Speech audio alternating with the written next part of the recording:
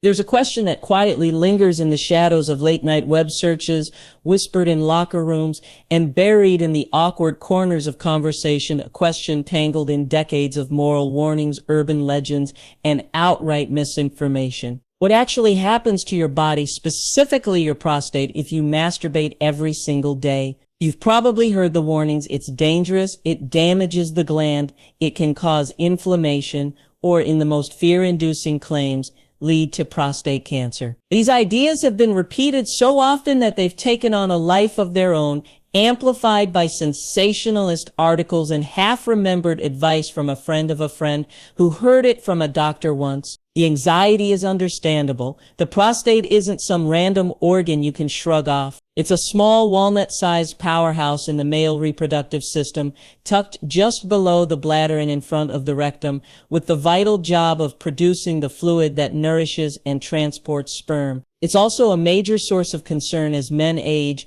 and for good reason. Prostate cancer is one of the most common cancers in men, but somewhere along the way, a dangerous narrative formed that frequent ejaculation might wear out this essential gland or push it toward chronic inflammation or worse. And for years, these whispers persisted without much in the way of serious scientific pushback. That is, until researchers from one of the most prestigious institutions in the world decided enough was enough. Instead of speculation, they wanted data. Instead of myths, they wanted measurable facts. What they uncovered didn't just poke holes in the old fears, it obliterated them. And once you hear the results, you might never think about this subject the same way again.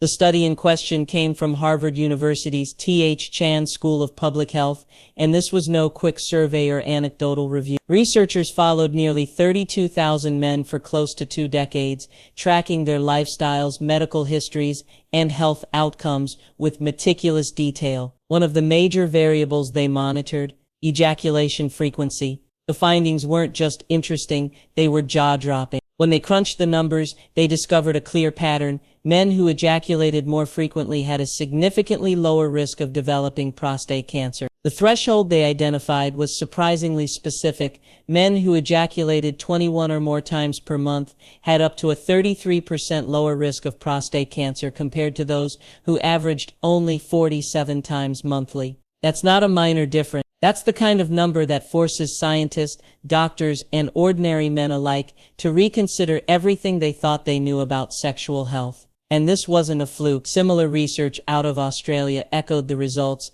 further reinforcing the idea that regular ejaculation might have a powerful protective effect on the prostate. But how? Scientists have proposed several compelling explanations. The leading theory, known as the prostate stagnation hypothesis, compares the gland's internal ducts to tiny plumbing pipes. Just as stagnant water in a pipe can allow debris and bacteria to accumulate, a prostate that's rarely flushed could retain fluids containing potentially harmful substances, including carcinogens. Frequent ejaculation then works like running clean water through those pipes, clearing out old cells, built-up secretions, and other residues before they can do damage. Another theory involves cellular turnover. Every time a cell divides, there's a small chance of a genetic error, a mutation that could eventually lead to cancer. Frequent ejaculation may encourage the prostate to cycle through cells more efficiently, replacing old or damaged ones before those errors have a chance to multiply. And then there's the stress factor.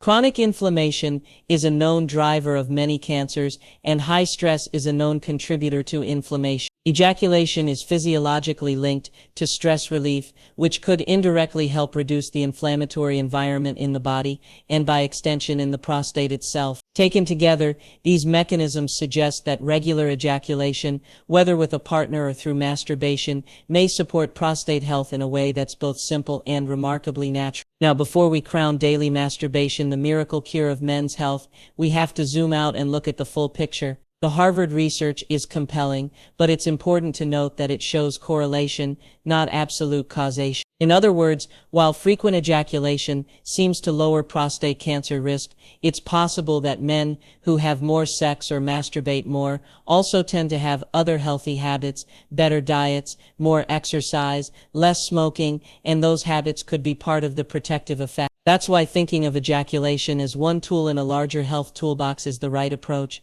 The other tools matter too. Diet, for example, plays a huge role. A menu rich in vegetables, fruits, and healthy fats supports overall prostate health, with specific foods like tomatoes, watermelon, and grapefruit showing particular benefits.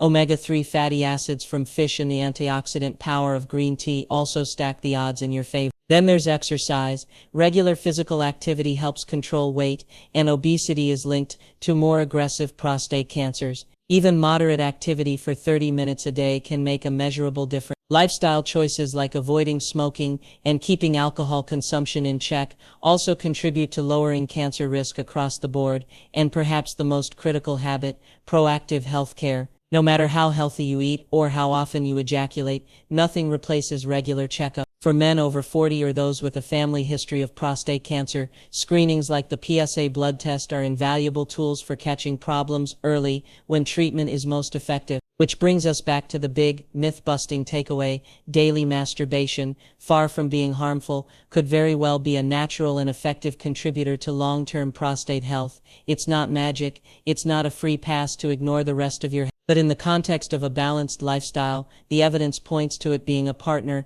not an enemy, in maintaining one of the most vital glands in the male body. And that's the kind of truth that replaces whispers with confidence, the kind of science-backed clarity that leaves old fears behind for good.